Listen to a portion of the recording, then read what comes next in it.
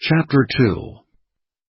Therefore we ought to give the more earnest heed to the things which we have heard, lest at any time we should let them slip.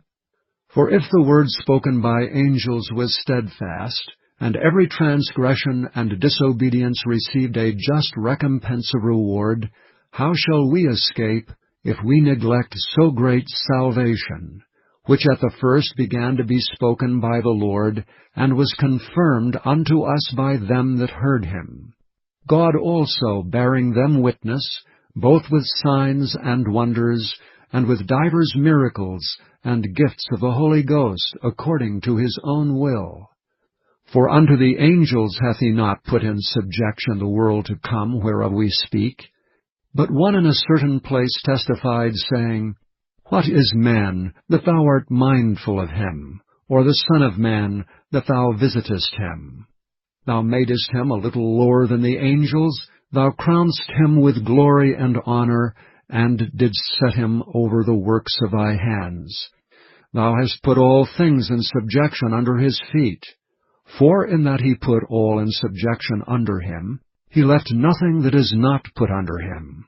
But now we see not yet all things put under him. But we see Jesus, who was made a little lower than the angels for the suffering of death, crowned with glory and honor, that he by the grace of God should taste death for every man. For it became him for whom are all things, and by whom are all things, in bringing many sons unto glory, to make the captain of their salvation perfect through sufferings. For both he that sanctifieth, and they who are sanctified, are all of one, for which cause he is not ashamed to call them brethren, saying, I will declare in thy name unto my brethren, in the midst of the church will I sing praise unto thee. And again, I will put my trust in him, and again, behold, I and the children which God hath given me.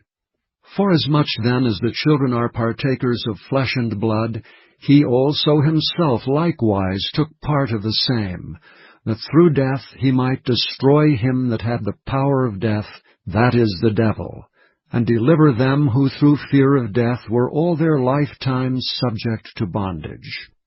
For verily he took not on him the nature of angels, but he took on him the seed of Abraham.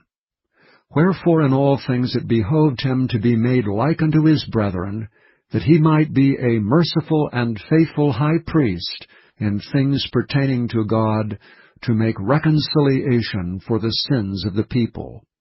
For in that he himself hath suffered being tempted, he is able to succor them that are tempted.